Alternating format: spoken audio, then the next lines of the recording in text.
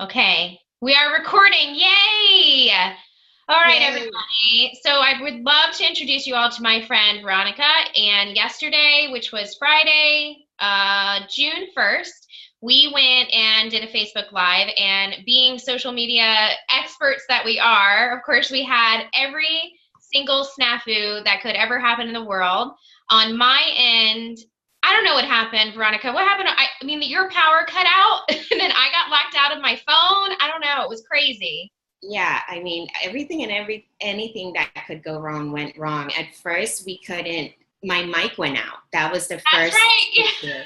My mic went out, and then I had to restart my computer. And at that point, you restarted yours. And then we decided to make it safer. We would do it on Facebook rather than the software that I usually use. And then I invited you to join me, and you couldn't join me.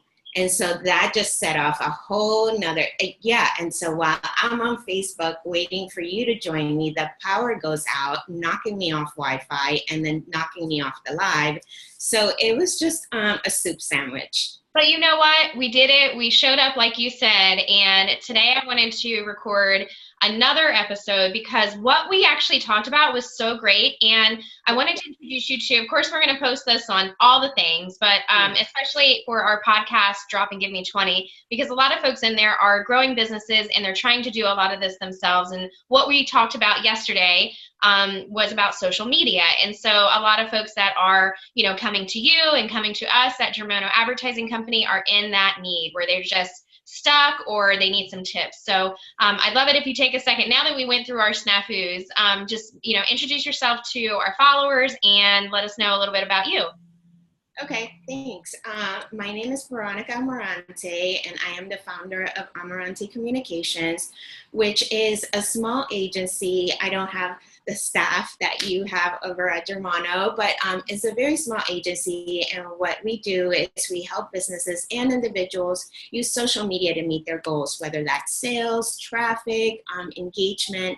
We pretty much figure out what they're in need of and come up with a tailored plan just to meet their needs and help them use social media and any other aspects of digital marketing, but mainly social media. That's kind of my baby. I love, love, love social, and I have a very special relationship with social media, and I'm just a big fan. And, it's that whole line of, if you love what you do, you'll never work a day in your life. And so, I like to think that, this is something that I really love. So sometimes it doesn't feel like work. I think if anything, the work part is just being a business owner. And I'm sure everybody in the group can relate. There's a lot of things that fall on our shoulders that, usually wouldn't if we were working for another company. So I could definitely, empathize with a lot of the members of the group, knowing, the challenges. And so, I invited you to be on the live yesterday because one of the biggest challenges that people were running into using social media professionally was time,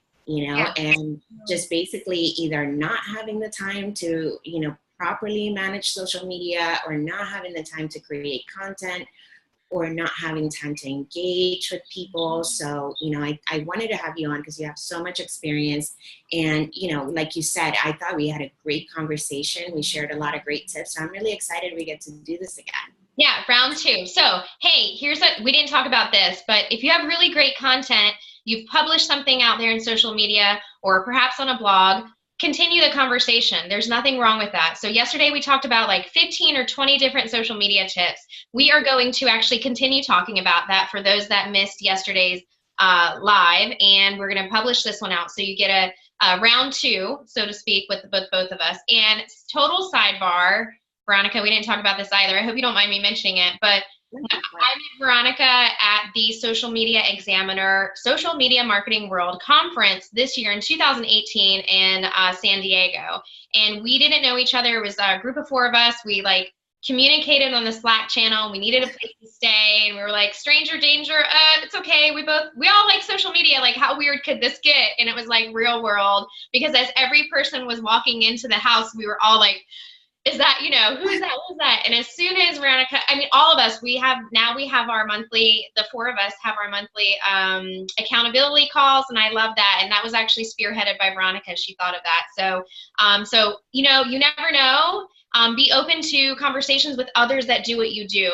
And we talked a lot about that yesterday, Veronica, that there's no way we can handle every single client in the world. It's just not possible. And so it's really great. And I guess we can talk about this as even one of our tips, to find those folks that you can actually, toggle back and forth with from a relationship standpoint. So if we get to capacity or you get to capacity, we don't want to turn it down a client. So I can call you and go, Veronica, I'm in a jam. Can you help me out? And you already know how we work. I already know how you work. And, while we're technically both doing the same thing in our businesses, it's just amazing to have that relationship already set. So my social media tip number one is, if you are a business owner, find those partnerships and, find those folks that even if you can't afford, and we'll get into this later, but if we can't afford social media, go ahead and have those conversations with folks that you want to, have manage your social media, like us. And we'll get into that into the end a little bit. So I'll go ahead with my first tip since I'm yapping away. My first tip, own one social media platform at a time. And what I mean by this is, we see a lot of clients. Veronica has a lot of business owners that come to her. We have a lot of business owners at Germono Advertising Company that come to us. And when we do our audit and we scrub through all the feeds, we can typically tell which one they are, the one that they excel at. And then we can typically tell the one that they hate. So, what they are trying to do is spread themselves across all the social media platforms because they feel like they have to be on all of them. So Veronica, I'd love to hear your feedback on that, as one of the tips that we shared yesterday was, just kind of own one, like own one and then do the other ones. So. Yeah, and I think, and we've had conversations about this because I approached it different. I think that you should at the very least, have lockdown, or at least, reserve your username on every platform, and, maybe every now and then publish content. But, what I like to say to my clients is basically, where are you getting the most return? And so that's usually the one platform that they love, and or their target audience is there. And that's where they're getting return. That's where they're seeing, sales or engagement. And so it all goes back to the same thing of focusing on one network, whether it's because you love it and you're really good at it, or whether it's because, you're getting a really good reaction there because your target audience is there. Any one of those reasons, really back up your tip of, focus on one and really spend the most time there. Like, it doesn't make sense for anybody to spend a lot of time on LinkedIn if they're not seeing a return, especially if their target audience isn't there. Like, if they're not using LinkedIn, then just, definitely, because here's the thing, and this is the reason why I suggest that people at least set aside their username and keep, and what I say, at least, even if they don't post on there, that they at least tell people in a post, like, this is where you can find me if you want to, engage with me, if you want to get, up to the moment, updates from me, find me on Instagram or find me on Facebook. But here's why. It's because people who really love a certain network use that network as a search engine. So I definitely use Instagram as a search engine sometimes. And if I'm looking for a business or a vendor, I will look on Instagram first. And if they don't have an Instagram account, okay, cool, I'll go on Facebook. And so you don't want a potential customer to look on, let's say, Twitter and look for your business and not be able to find you, and then find your competitor and then go to them because they missed you. So at the very least, save your username, complete the bio section, and then let them know where they can find you. That's a great idea. And you can even pin that as like a video or a post at the top of that. So if you're not very active in Twitter, you can post that or tweet that and have that pinned at the top of your Twitter profile. So it says, hey, if you really want to know more about Germono Advertising Company, we're really heavy on Facebook. Here's how to find us. And, we look forward to working with you. I love that. And then you're redirecting the traffic to whatever the platform is. Right. You had a tip yesterday about content folders. Will you share a little bit about that? So we found, and I actually went back and did a little bit of research after, because I kind of polled people and asked them, what's your biggest pain point, when it comes to social? And so I went back and did a little research, and Buffer actually did this research, and they found that creating content is the biggest time suck and the most time consuming. So whether that's finding content to post, whether it's actually posting the content, that's what's sucking up the most time. So that's followed by learning and education, followed by analyzing efforts, followed by, scoping out the competition. And what takes the least amount of time is responding to questions. So I don't disagree. I think that creating and finding content to share is really time consuming. So one of the things that I implemented from a while ago is I create a content folder. And what this folder is for is, this is kind of where I dump the drafts that I'm not really feeling. Like if I write a blog post and it's just not coming together how I really envisioned it, and I just don't want to post that, I save it there. If I am, really feeling it and I create extra quotes, that day, or I create just additional pieces of content that I don't really need that day, but I'm just really feeling it and I'm really having fun with it, I create extra ones and then I put that in the folder so that when I don't have time one day, I could just go into that folder and look to see what I haven't published, and boom, I'm ready to go. So I definitely advise people to either create time to build up one of these folders, or to actually just create one and use it as you go along and kind of just dump new content in there as you're going along, and you just kind of put stuff in there that you find, or if you find an article that you want to share with your network that is just not timely, or you feel like would be better around a holiday next month. You could dump it in there and then go back there when you're putting together, content calendar, or when you're looking for something to post. So that's one of my tips. And it definitely helps your social media marketer, whoever's doing your social media, because you can share that content folder with them and have it be more of like a collaborative folder where I've dumped this stuff in there. It's okay for you to use. You take it from there. There was another one that you mentioned yesterday that kind of relates to the content folder, but how do you said something about, looking at my notes, topic alerts. So that can kind of relate to a content folder, because then you can set those alerts to then nest in the content folder. So social media tip or social media hack, talk to us about the alerts that you were talking about yesterday. Yeah, so when you talk about finding content, sometimes I found, and I've always done this, if you're in a certain industry or there's a certain topic that you talk about, set a Google alert. And basically what will happen is that if you create a Google alert, it will shoot an email to your inbox, whether that's daily, weekly, monthly, however you set it up, with that day's news surrounding the topic or the industry that you signed up for. So every week or so, whenever I get a new client and it's a different field, especially if it's a field or an industry I haven't worked with before, I really need to get to know that field. So I want to learn and consume everything that's coming out about it. I want to know, what's being said, what is the, what topic people are discussing. And let's face it, I'm not going to have time every day to go Google this or to go find these resources. So I get that delivered to my inbox every day. And so for you guys, it would be great if you went and set these alerts up, so that way you also don't have to do the same.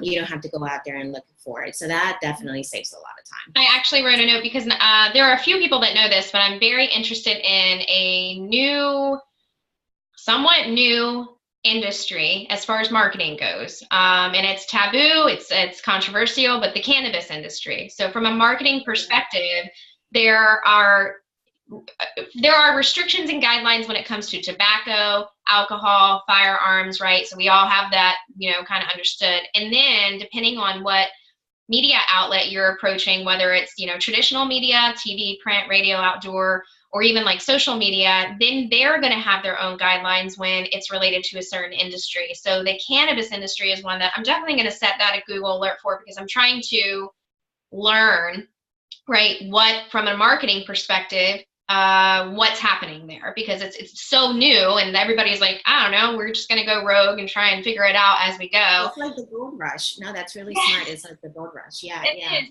absolutely. Okay. So,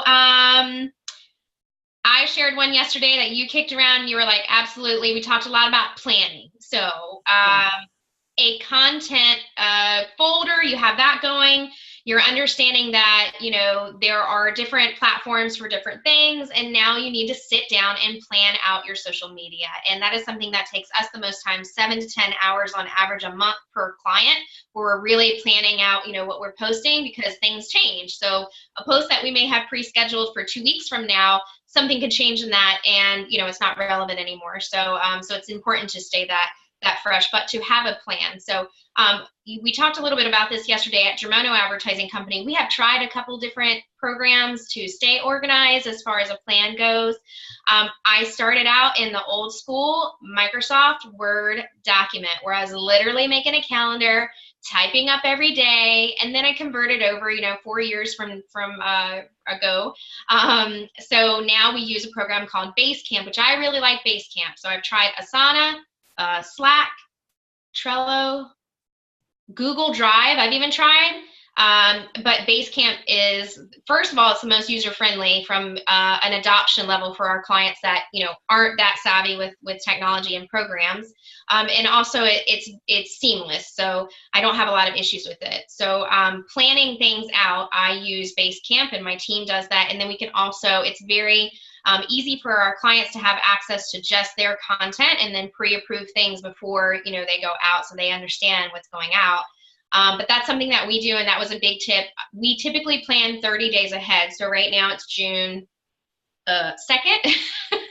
I can't believe it's June. My gosh. Yeah. Oh my gosh. So it's June 2nd, and we are working on July content for all of our clients, because we can write it all up, but then we're waiting for images and files or videos or whatever it is to put with the verbiage. So I definitely recommend having a plan, sitting down once a month and working towards the next 30 days, so you're not feeling rushed. And you can absolutely have spaces in between your calendar, so you're not, you know, 100% scheduled, so you can post some things on the fly. But definitely try and get into your month, you know, the beginning of the month, and look at the next 30 days and go, okay, we're already scheduled for the month of June, so now I can work on July, and then back it up. If you have events, if you have promotions, if you have sales, even if you have interviews, like content like this. So Veronica and I planned this a couple weeks ago, and all this week earlier before we started, what did she do? She went out and she was promoting that we were going to be on, you know, Facebook, talking about social media tips. So that's a whole week of content right there that she was able to do. And then look what we're doing now, where we're repurposing the conversation that we had yesterday and continuing that out. So we had one theme, which was social media hacks, that really carried us through about 2 weeks worth of discussion. Yeah, for sure. And then, and that's another, this was kind of like not on our list, but you know, you just mentioned it. It's just, okay, we did this video and now I'm going to write a blog post about it. So that's another time saver. You don't have to, you know, it doesn't matter if it's the same topic and you're using different media, different kinds of media to cover the same topic. So we're doing video today. I'll publish a blog post, you know, very soon about, so just definitely don't feel like you have to come up with a topic for every network or for every type of media. You can definitely come up with one topic and stretch that out, but you'll only be able to like really see that if you put together a content calendar and really plan it out. If you don't plan, you know, it's going to be an afterthought, and, you know, you're not really going to take advantage of the time saving aspect of, you know, planning that ahead. That's true. And the other thing I did was I took some screen grabs of my ridiculous face when I was having difficulties. And it was so funny because I like was frozen, and I was like I was making like a really funny face, but I posted that out too, because that's the real life of experiencing technical difficulties. So you can also have a little bit of fun. Like, everybody loves the blooper reels and the behind the scenes. And as we were recording yesterday and we were having these issues, like, I mean, I grabbed those, I put them on our Instagram story and LinkedIn and things like that, and just kind of elaborated like, hey, this is what happened, but we showed up, we did it, and we talked about social media tips. We talked about the plan, owning a platform at a time, the importance of a content folder, and then those topic alerts. Talk to us about automation. That's one of your big deals. Yeah, I mean, just because, Don't we differ in this? Yeah, I think we do. I think we cool. do. I think this is, for me, it's just such a, and the reason why I'm so passionate about it is just because without it, I wouldn't have been able to just exist. And like, it just makes my life so much easier because I can't be on every network real time, right? And then, you know, forget like if you have multiple clients, and then forget about like marketing and promoting your own brand. So for me, it just wouldn't work. So I'm a big fan of automation, but you know, so I definitely, it's one of my time saving tips, but you know, it's going to be really tough to find one dashboard that is going to be able to meet all your needs. Yes. I always get asked like, you know, what's the best dashboard? It really depends on what your needs are. So right now I'm using 3 dashboards, and that's because they're all different and not one dashboard does everything. So you have to pick and choose not only what your needs are, but then finding the right tool that provides, you know, what you're looking for. And that's also cost effective, because I did have a tool that I used since like 2012, but it just became so expensive with like 10 plus accounts to manage. It just, you know, it wasn't doable anymore. So I knew that there were just as good of other like dashboards out there that were cheaper. So I decided to leave that tool behind. But so now I'm using 3, and we were talking about Facebook and how regardless of how many dashboards come out, regardless of whatever, I think you and I are big fans of scheduling Facebook on Facebook. And that's because we really, and this just goes to show that we really pay attention to what's going on and that we stay up on reading things, because otherwise there wouldn't be any other way that we know this. But there was a school of thought a while ago, a few years ago, that thought if you published or used a third party to publish content on Facebook, that it would affect the algorithm. And, you know, if you were doing social media professionally at the time, then you just knew that was a no. And so I just, you know, used Facebook, and you could not convince me to use anything else. I've had a lot of tools that offer that, and I just refuse to use it. Now, recently it came up again, and for pages, the reach is so bad that some of the social media experts have kind of said, like, you know what, the reach is so bad, it doesn't even matter. Use a third party tool. Like, the posts are not getting seen anyway. You have to pay to get them seen, so it doesn't matter what you do nowadays. But I don't know. Like, I still like to think that it does matter, and I'm still using Facebook. I just like it. There's like no issues with it. It's pretty reliable. It's never failed me. I like how the content looks once it publishes. You know, I don't have to worry about, you know, the images posting as a link, or, you know, the videos looking funny. So I just, you know, I don't plan on changing that anytime soon. So even if you're just using Facebook, you don't have to run out and get a dashboard for that. You can just go ahead and schedule on Facebook. But again, using these automation tools, even within the same networks, are just a big time saver. Like, you can sit down, if you're just using Facebook, you can sit down one afternoon and just kind of go through your posts, you know, for the week, and schedule them in Facebook. And, you know, you definitely have to still show up every day and engage and respond to comments. That doesn't mean that you should schedule them and then forget about them. Like, you definitely have to show up every day anyway.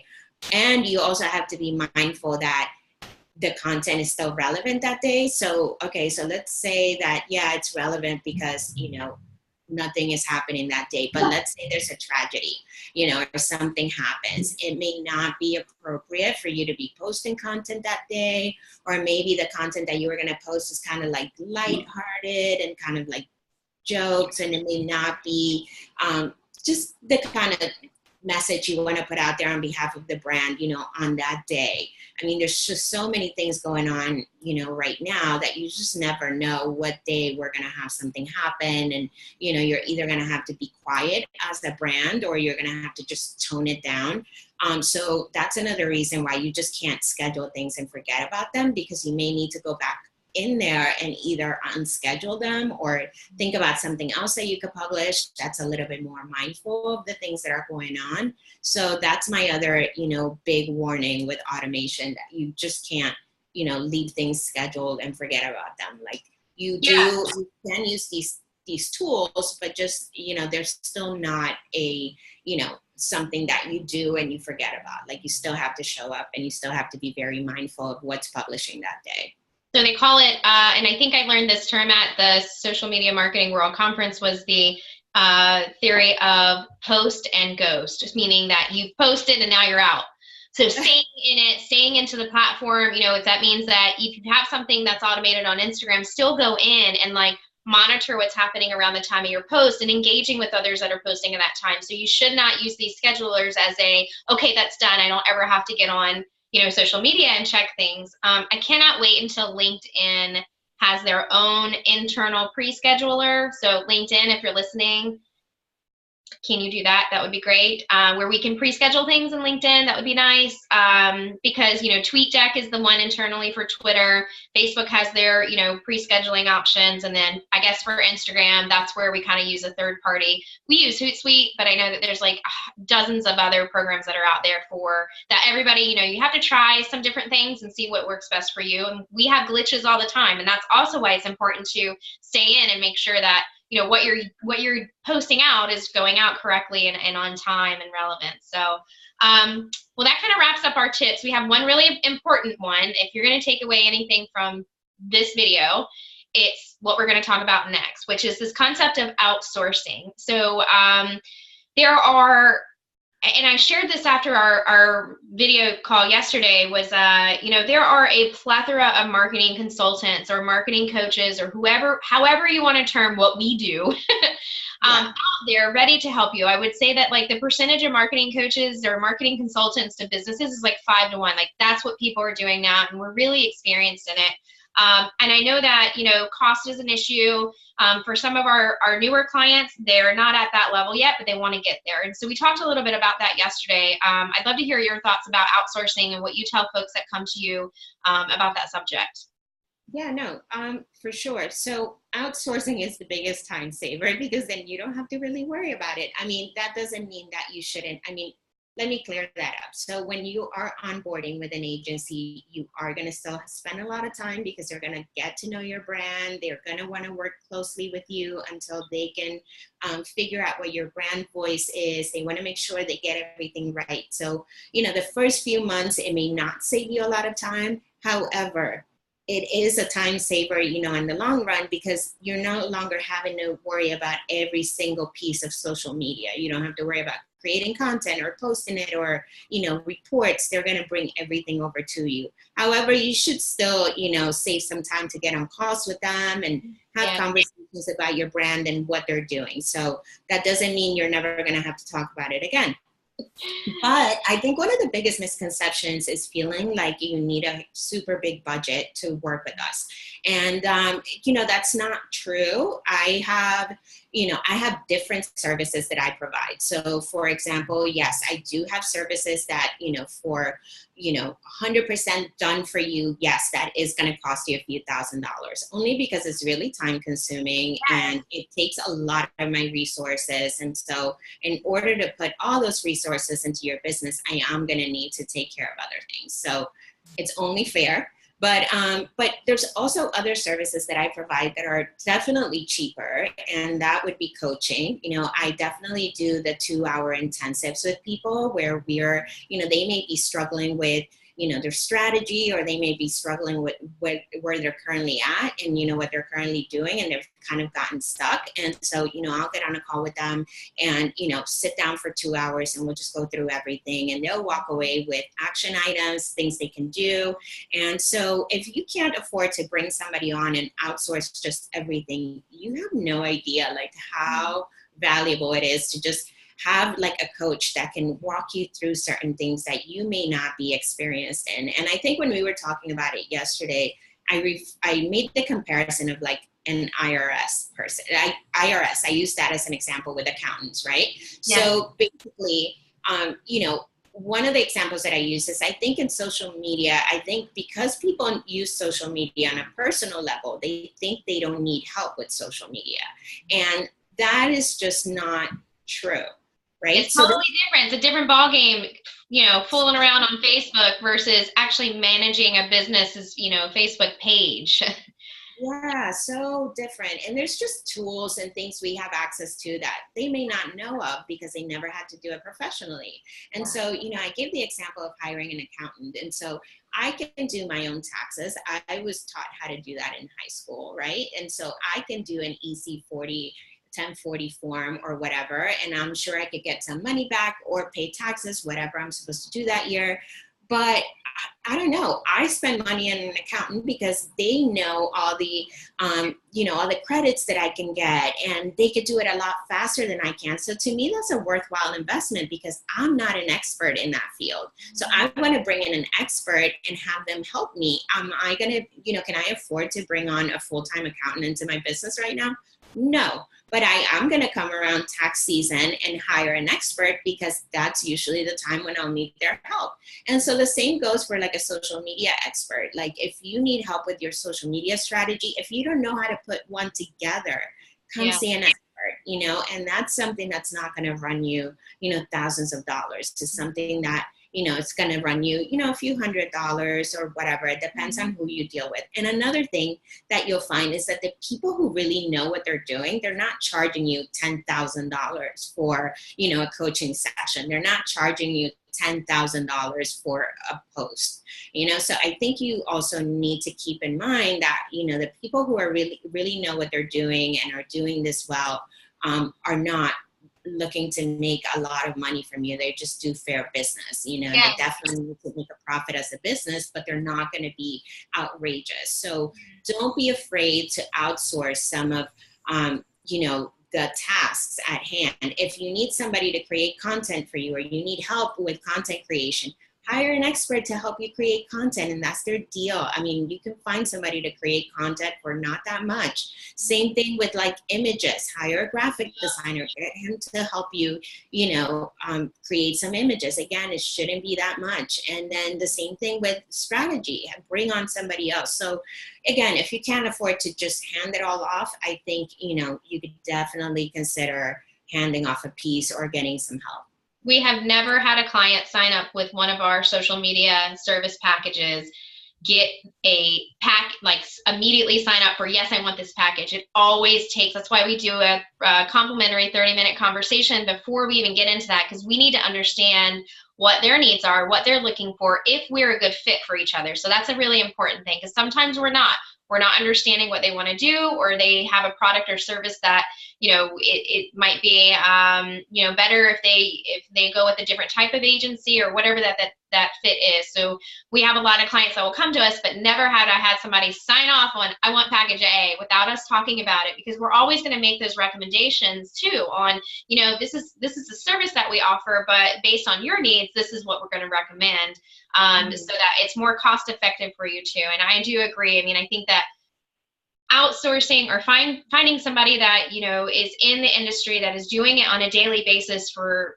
you and for 3 or 4 other people at a time is advantageous, because they're in it every day. So people think I don't sleep because they see me on social media, and I'm like, I'm just really good at marketing. Like, you come and look at my accounting, or you come and look at my taxes and all that other stuff, that stuff is a hot mess. So we're like, oh my gosh, you're all over LinkedIn. And I'm like, I'm really good at the marketing piece is what I enjoy. And you said that in the very beginning is, do what you love, and then everything else will kind of fall into place. And that's actually what I love. The rest of the stuff is hard work. You don't see the stuff behind the scenes. It is Saturday. We are spending our Saturday, and I'm in, obviously from like the top, from the waist up, I'm in a nice shirt, but I'm in like my comfy pants, and I got all dolled up for this. I mean, this is a Saturday afternoon. We've spent 2 hours together because before our call, we got together, and this is the stuff that, it's marketing for each other, but we're also sharing value. And that's what we preach to our clients. Share value, talk about what it is that, others that can benefit from. And we compete. So Veronica has her agency, I have mine, but we are collaborating. We're looking for ways to help each other out, and what she can bring to the table and what we can bring to the table, meshes well together. So contact her, or contact us, or contact us both. Let us work together. We work in the same sandbox all the time, or we play in the same sandbox all the time. But I really want to thank you again for coming on, Veronica. Those are really great tips. And just to have this discussion with you again, I get you 2 times in a row. Like, what do you do? Let's go. Let's have brunch together. Like, oh my gosh. I know, right? No, I'd love to do these more often. So definitely let me know if you want to do this again with like another topic. We will never run out of topics to talk about when it comes to social. I know. With all the networks and all the updates and all this stuff going on, I mean, and we can talk for hours about this. And, and I think you brought it up, at the beginning, like everyone should look for somebody that they know that dabbles with either marketing or digital marketing, and, talk to them, see what's working for them. And that's big for us. So even though, we quote unquote compete, like I reach out to her and I'm like, what's working for you? What's not working for you? Like, how did you do this? How did you do that? Because I had to look at our website. Yeah. I was like, hey, can you look at our website from like that expert, but you're not in my business. Like, can you look at it? Because you know enough about what I'm trying to do. And she gave me like phenomenal, yes, you need to do this. And I was like, oh, thank you. Like, yeah, because you never know. And so, especially with social media, like there's just, a handful of people who really, really get it, who you could really trust. So, you can't ask a social media question to somebody that, who's a lawyer. Like, they're just not going to get it. So when you find somebody who's like in digital marketing, and even somebody in traditional marketing may not get it, that may not be their thing. So if there's somebody in digital marketing, definitely don't be afraid to talk to them. And the group, like, you guys, this is a huge resource that we have. Post a question in the group. I know Lindsay. Free marketing advice. Like, why wouldn't you? Respond so quickly. It's like, I'll see something and I'll be like, damn, she's already there, like answering. I'm like, well, she's got it. I don't need to worry about it. And I'll keep scrolling. So, it's like you guys, and hello, how much free marketing advice do we give out? Like, even in my group too. And, so take advantage of that resource. I mean, how often, I don't know how many people have people like us in their group. Like, I didn't have that when I was like coming up, and, people who were willing to tell me what to do. And I mean, we started doing this really early on when it wasn't, even a thing to do this professionally. So back in those days, that would have been amazing to have somebody like us to tell us what to do. So take advantage of it. Yes. Well, tell us how to connect with you, Veronica. Yeah, sure. So you can find me on Instagram or on Facebook. I'm actually in the group. So again, my name is Veronica Amarante. So just say hello in the group, and then, I'll shoot you over all the other stuff. And then, and my website is amarantecommunications.com. So great. Well, I'll be posting this in on all the things. So depending on what you're watching this on, whether it's Facebook or LinkedIn or viewing this on our website or YouTube, whatever, comment below or send a message in, however you're viewing this. If you ever have any questions about that, join our group. So my group is called Drop and Give Me 20, and it is our podcast that is brought to you by Germono Advertising Company. Veronica, what's the name of your group? It's the Make It Happen department. Yeah. Social media branding. Yeah. I like how you did the little like cha, like with that. So that's awesome. And I'll make sure that however I share this out, that your feeds are tagged appropriately in there. And I just want to thank you again for your time. It was really great talking to you. I'm gonna message you because I think we should do this like all the time. So totally, I'm so down. Thank you. All right, and thank you guys for watching.